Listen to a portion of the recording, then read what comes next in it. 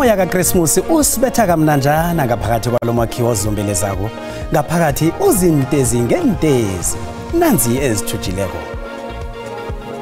Omnye welapha kwami nokuqala ukunda qhwethwa ndathiwa caba uhlabe icibathi solekile ukuba ndele so khanigushuzi kwayiwa kusemva kwami. Omunye wabasinde nakudunyuzwa kubulawa abantu ethaveni yakwaNoqolo eBurgersdal uthi usindiswe kuzenza engasuthi ubhubhile. Uthi kubhale sebamraha batsho wathula du. One vehicle slipped and then collided head on with the other, but it ended up involving about 3 to 4 vehicles. Kubhubhe umuntu kwathi omunye walimala okubazekako abanye bafumana imhubuko nakutshayisana inkolo ezine endleleni N1 Road eEasterberg hlanu kwePolokwane eLimpopo. Kunendawo bathi iBurgersfort la balwela khona ukuza kuleli hlangu la kwenziwa khona ibusuku nemini kodwa nezakhamuzi zalapha zutholi lo mnotho. Ingwenyama yakwanzunza umabhoko wesithathu ukhalime ikhampani kuthiwa batsho imayinanca ngeholweni ibonakala iyanca ngakhona kube abantu abalapho abazuzi litho. Ayiphakamisa nayo iflag yaseNouth Africa indize etulu emva kwalokho bese besisho sethi abalandeli babafana bathi iyathusa ukuthusa khona iAngola edlala nebafana ebusuku nje kuAfcon kodwa na wekhethu ngokungaphezulu.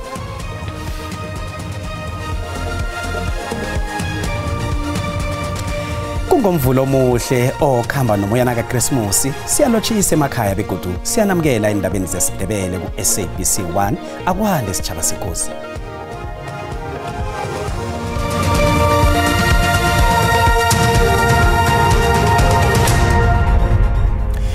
Umnikazi wethaveni lapho kudunyuzelwe khona abantu abali-19 eBurgersdal eWest Rand eGauteng usathukiwe nanje ukulandela isehlakalo sesenzeke izolo ekseni. Amadoda angaziwa kubona bebamangaki afike ngendlovu yangena adumuza wonke umuntu ethaveni yakwaNoqolo. Abantu abali-9 babhubhile kwathi abali-10 balimala. Abasola abathena baqeda ukudumuza babaleka khonokho. Amapholisa asaphenya. Le ndawo yokucima koma iyona kanye la kugasele khona iqulu lamadoda abehloma izingovolo afika kuvulela ngenhlamvu kwagcina kushona abantu abacele 10 kwathi abayi10 balimala kanzima. Umnikazi wale ndawo uthi konke kwenzeke phambi kwamehlo akhe. Lapha ethaveni bangena abanye bavule emafrijini baphatha utywala oyi1 ndiye ndambona kapho benicashe khona uye waye endaweni enemali wafika wathatha imali. Emveni koko baphuma xa bephuma bayatsho izibhamu zatsho. Lo mnikazi wendawo namanje osaqhaqhazela akazi nokuthi uzoyibhekelwa ubani ihlobo zalabo abashonele endaweni yakhe. Bangathengisa ngathekisimi into endiyibona izolo. Kubhlungu kakhulu. Anikwazi ubhekana nezifamily anikwazi andiyazi ukuthi nizobajongelwa ngubani. Umama uNokuthula Nzoyi uthi uzamile ukusindisa impilo yesihlobo sakhe besidubuleke izinzo kodwa sifike sashonela emtholampilo. Ilungu lomndeni wami lidutshulwe lalimala lana saliphuthumisa ekliniki balidubule ezinsweni mayifike ekliniki kula ufike washonela khona ekliniki akashonelanga zeki la ethaveli abanye ke bashonele khona la ethaveli abanye besibathuthile bashonela khona ekliniki. Osinde kulesigameko nayo bengaphakathi kuphuzwa uthi kudingeka ukuthi azenze umuntu oseshonile ukuze inswelaboya ingamdubuli. Babathe nxa bengena ndeyahlapha ephulini ndacamba lala phansi andalala sonke umqolo ndacamba lala phansi andabajonga ngobajonga ngoko ndimamela isibhamu xa kumane kudutshulwa omnye welapha kwami nokuqala ukunda qhwethwa ndathiwa caba umhlabe icibathi solekile ukuba ndele so khanigushuzi kwayiwa kusemva kwami waqhwethwa wathiwa caba uye wenza ke lo wabajonga kanye wagushuza ndive kudutshulwa apha kwami. Amaphoyisa athi phezulu kophenyo kanti bekungakaboshwa umuntu. Igama lami nguCalvin wakwaDludla. Endabeni zeSABC ngibika ngiseBurgersdal eWestern Area. Nasizwe lezi eBurgersdal amapholisa aqinisekisile bona abophe umsolwa ePolokwane malungana nesehlakalo sokudunuzwa kwabantu ethaveni eSolsville ePitori. Ekusikimeni kwenyanga le amadoda engaziwako bona bekamangaki ebekahlome ngengidi afika adumuza amahlanza esportini esithileko eSolsville eGauteng abulala abantu abali-12 kwalimala abali-13. Amapholisa asafuna nabanye abasolo ababili. Nanje akwaziwa bona bebadumuzelana ethaveni leyo abantu aba. Umkhulumeli wamapholisa uBrigadier Atlenda Mathe uyahlathulula. I can confirm that we have arrested one suspect in that particular case, a 32-year-old man. He is one of the 3 suspects that we had identified as persons of interest. Credit must be given to the Gauteng detectives, Gauteng tracking teams at Ridgeville Police Station, as well as the Limpopo tracking teams. Information was followed up on this particular suspect, in which he left Johannesburg traveling over to Limpopo, and Gauteng Crime Intelligence shared that particular information with police officers in Limpopo. Limpopo tracking teams immediately mobilized their resources and they identified the vehicle that this particular suspect was traveling in. They managed to corner the suspect at Shell Ultra City, just outside Polokwane, where he was found with an unlicensed firearm as well as 12 rounds of ammunition. Umathe bekade umsolwa uzokuphekelwa ePitori ngokukhamba kwesikhathi namhlanje ekukulapho azokubekwa khona amacala ali-12 okubulala nali-13 wokulinga ukubulala. Abahlanguli bafumene intumbu zabantu ababili abamuke namanzi emanzi imtoti eSewula yeTheku. Kuthiwa umuntu wesithathu nanje usanyamalele. Bane abantu ekuzwakala bona babulewe zingukhukhula ezibangelwe lizulu eline izolo egwini elingeSewula yaKwaZulu-Natal. Imphathimandla zitukuna kwezulu ngosonto ngemva kwamadina kudisibeza amadrain amanzi agcina sekazala endleleni South Coast. Edrobheni amagate nesithabathabeni sentolo esaziwako iShelly Center Shopping Mall bekukumbi nakhona njengomani intolo bezingaphathi kwamanzi. Undunankulu uthi konke lokhu kwenzeka nje basanda ukuqeda ukulungisa umonakalo owajwa zingukhukhula zangomnyaka opheleleko. We have received reports that out of the 3 missing bodies that were washed away from the cars, 2 have been recovered. Unfortunately, there are no more. And early in the morning, we paid a visit to the family of Ele, wherein they also lost a member of the family. We've been to the infrastructure that was also affected, such as the business sites. Some 3 shops could not open today because of the extent of the damage. We also made aware that some water infrastructure were affected and sewage also affected, some roads also affected, but our disaster teams from both local government, rather municipalities and provincial government, they are working together. Othethwe yitlipitlipi idaka enyandezulu phakathi kwePotchefstroom nePaddock omunye thiwa ucile Mzumbe eSewula yeTheku. Emanzi mtoti abahlanguli basafunana nabantu abathathu abakhambe namanzi eLonga Crest Drive. Izangoma zezulu ziphengula izulu eliningi ngoChristmas. Kubhubhe umuntu omunye walimala ukubabazekako, abanye bafumana imikhubo nakuchayisana izinkolo ezine endleleni N1 eEasterberg hlanu kwePolokwane eLimpopo. Umnyango wezokuthutha eLimpopo uthi enye yezinkoloyi iphaphalaze emzileni wayo ngemva kokutshelela yayokubetha ezinye izinkoloyi. Umonakalo lo ubangwe lizulu ebesolo line ukusukela kwangenyanga ipheleleko. Ingozi yenzeke endleleni eyaziwa kakhulu ngokuthi inengozi eziningi ephakathi kweMokopane nePolokwane. Zinengi ingozi ezibulela abantu abanengi ezibikwe kulindlela ukusukela kwangomnyaka opheleleko. Umnyango wezokuthutha eLimpopo uyelelisa abashayeli bona bachayele ngokuphepha endleleni. Zimanzi zingaphezulu kwekhulu nama-50 ingozi ezibikiwe kweLimpopo ukusukela kwangelanga lokthoma likaNobayeni umnyaka lo. Koloi ibikabe irele tshika baka la gore o le metsi mo tseleng ka ge pula ena ya fletša ithulana le engwe ya wa involve koloi tshika bantše inne ka manyame go na le monno lo reng ambulance le re ke mo tsheke mo sepetlele a ba neela moya ka bakala di injuries tsa difumane ukulayitha ngokweqileko kwenkoloyi nokugijimisa kakhulu kubalwe njengabonobangela abakhulu bengozi zendlela eLimpopo. Imphathimandla zendlela zibopha abantu abamakhulu amabili abatholakale batshayela bahamlile solokthome inyanga le. dikosi tse re bile le tsona mo tseleng go tloa ka di 1 tsa December go fitla ka se sebaka ke tse 152 ge re di bapetša le tša ngwaga go fitileng ke 192 ka se sebaka so re ka bontšha gore di ko fase re di compara le tša ngwaga go fitileng. Utawuyatswela uthi umnyango lo usandisile isibalo samapholisa wendlela endleleni ezikulu zeLimpopo. Abatshayeli bamatraka kunye nabantu abasemakhambeni wamaholiday basilingeke baqeda ithukela ngemjeje emide esangweni lomkhawule weLibombo eMozambique. Abantu balinde ama-iri amade balindele ukuhlolwa. Umjeje wamatraka mude ibanga elingamakhilomitha ama-30 endleleni N4 ukuya emkhawulweni. Ibandla lezokuphatha emkhawuleni i-Border Management Authority lithi lilindele abantu abaningi abazokweqa umkhawulo lo kanti lithi kungezelelwe isibalo sabasebenzi abazokuhlola amatraka amakhilomitha 7 ngaphambi kokufika emkhawulweni. Abantu basilingekile banjalo nje bakhulule izinhloko lapha esangweni lomkhawulo weLibombo. Lokhu kunjengoba nayo inkulungwana zabantu bajama umjeje ama-iramade bona bakwazi ukudlula. Umsebenzi uzela izandla zemphathiswa.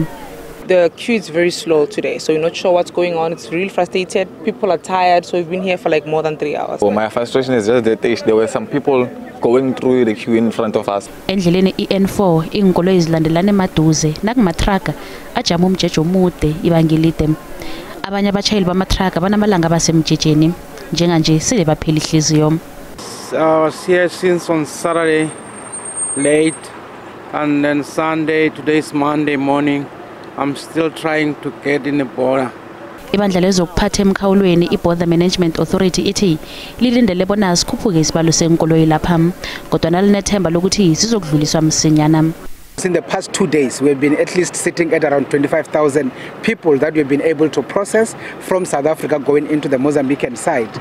And that is the number that we're expecting it to escalate as we go into tomorrow and ultimately when we go to the 24th. Ibandla lithi ukusetshenziswa kwabofly ihloli ama-drone kuyasiza nakho ukuqala izenzo zobulelesi. Bakhona nabantu esele babotshiwe bebalinga ukweqa umkhawulo ngomthetho. Bathwele khonapho babuyiselwe emuva eMozambique. Nasibuya entolo. Nake khale ke sanela bakwahayi each and every year Brazil rental room strategy. Hayi sizokuya emakhaya njengeChristmas sibuye. Ihlangano ekhalima ukusetshenziswa kwendakamizwa iKakaramba Foundation ikhambele kwaMhlanga eMpumalanga iyokubawa abadla indakamizwa bona abaye emakhaya bayokudla uChristmas.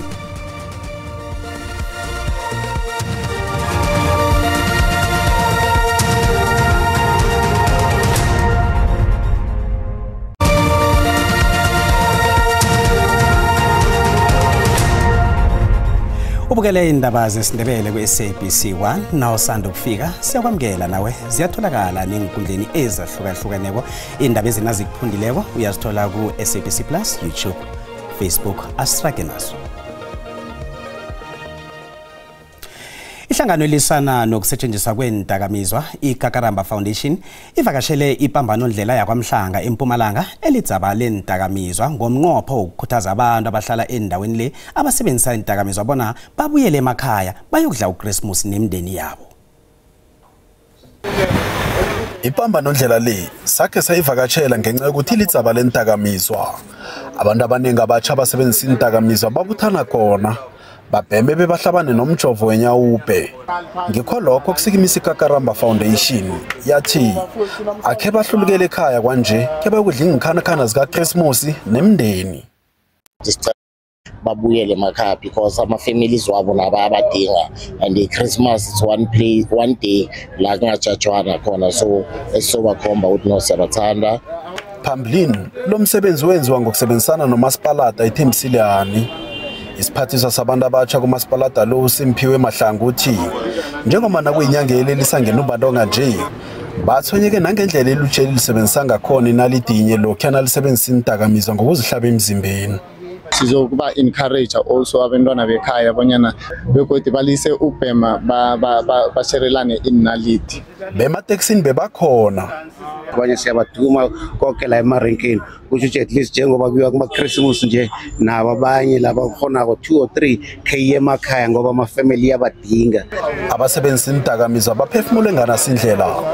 Hayi sizokuya emakhaya njengeChristmas sibuye noma singadla ngwayisha abangeke khona ukuhlala mara mina ngiyahlala ekhaya. Vele ilanga lakusasa vele ifamily besisiplanile ukuthi vele soza get together ifamily yabo vele kusasa bathe vele ngayindawo bashonyale nale. Nake khale ke sanna laba kwa high each and every year Brazil renal mustrading yo.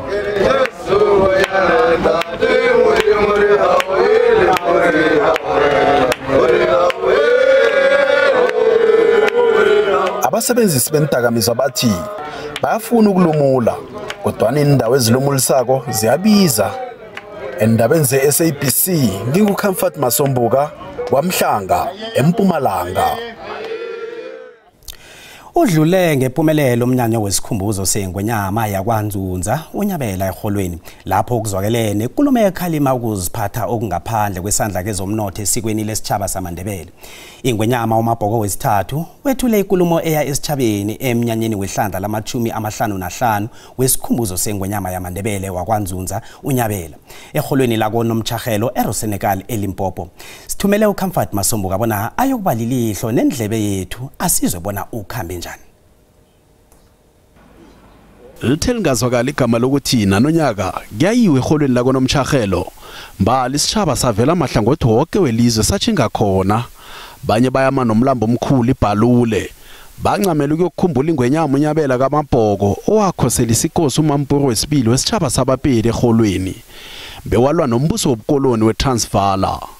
Isitshaba nasilapha sikhuphukele entonjeni ukungena ngeholweni bayokubona ukuthi babehlezi njani abokhokho ngaphakathi.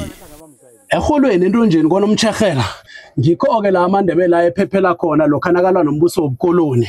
Njengoba usibona khe sangena-ke nathi sawuhlola mbala ubudisi obungangani baqalana namakhosi alwela ukuchaphulula isitshaba sabantu abanzima alusana nombuso wobukoloni kizo lezi ndawo ezibhodwe emadwala namatshe khona la eRosenekal. Inkulumo yelanga ethulwe iNgwenyama yakwaNzunza uMabhoko wesithathu. Netikhuni basiwe ngendlukula mthambotini wasinyebiwa unendawo bathi Beresford la balwela khona ukuza kuleli hlangothi la kwenjiwa khona ebusuku nemini kodwa nezakhamuzi zalapha zutholi lo mnotho lo imvumo yokuthi kube nabantu abembako kule ndawo iphethwe ikhampani yase-Australia. Nani bafuna nabantu bakhona batholakala. Bembusweni sifunda seMpumalanga bebakhona nabo. Somzwela akhuluma futhi indaba wabantu abasika intende abazinikeza inarha. Labo sobabopha labo ziwugovernment. Basukwazi ukuvumela abantu basithathele indawo egcineni labantu bafuna ama-services. Isitshaba kesaphiwa ithuba bona siveza amazizwe aso ngeholo nesindebele eNgwenyameni. Sinenkosi ezinengi nasinezifo sivelele izifo la endaweni yekhethu nakumele umuntu akhulumele bangekosini akaveli mara nakungabe mhlambe kunomudlo endaweni yekhethu yala uvela inkosi ezinengi. Ikude silenzela ngikhaya kwamasemula kwasikhosana namkha kwaNtuli sithi namele silungise into yekude ngikhaya ubaba vala igate athi ngakwama anizungena manje besibawa ukuthi abobaba nabahlangeneko ke basikhalimelela abobaba balise ungena indaba zabomma zesiko lekude.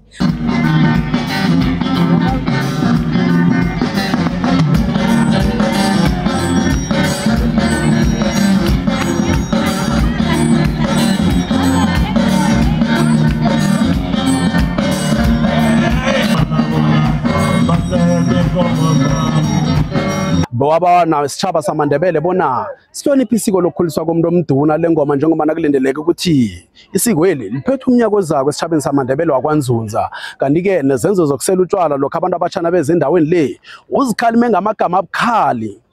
Endabeni ze-SABC nginguComfort Masombuka ngikubikela ngisendronjeni eholweni lako Nomtshahelo eRos Senegal eLimpopo. Kezemali iranda linzinzile nalinganiswa nezinye imali ezikulu.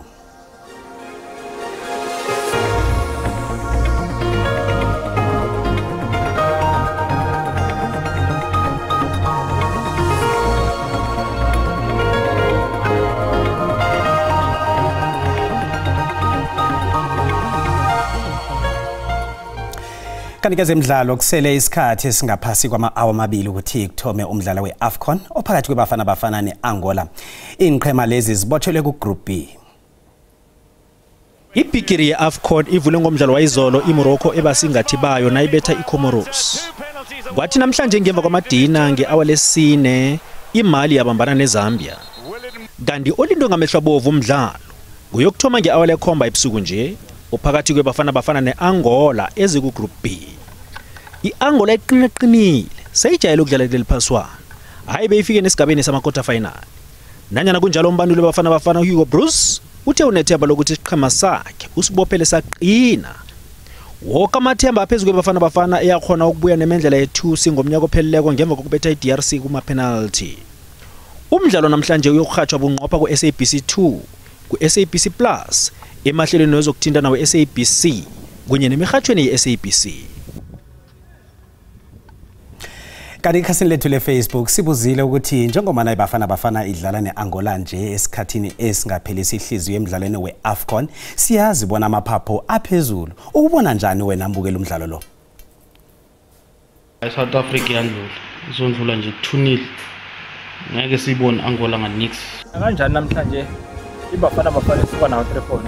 Engikubonako ibafana bafana zodlala kube lize ngaphane lize ngaphandle. Kodwa ndinethemba kubafana baka-Hugo Bros ukuthi bazayibetha i-Angola noba ngenxa kwelinye u3 points ubalekile. Ibafana bafana iwinile kulo mdlalo ngalendlela imisele ngakhona. Hayi bafana bafana hayi ndithembile. Hugo Bros uzobuya nayo le ndlela. Bafana selimayimo ngamabutsi uri bakathupa papadi ka 3-1. Ibafana bafana msakazi izoshaya i-Angola 2-0. I believe me uzobona. Mina bafana ngiyayithemba ukuthi izokuwina ngiyifisela impumelelo. Okubalulekile ukuthi sina njengama South African sileseke iqembu lakithi okubafana bafana. Ayiphakamisa nayo iflege eSouth Africa ibize enkulu emva kwalokho bese besisho sokuthi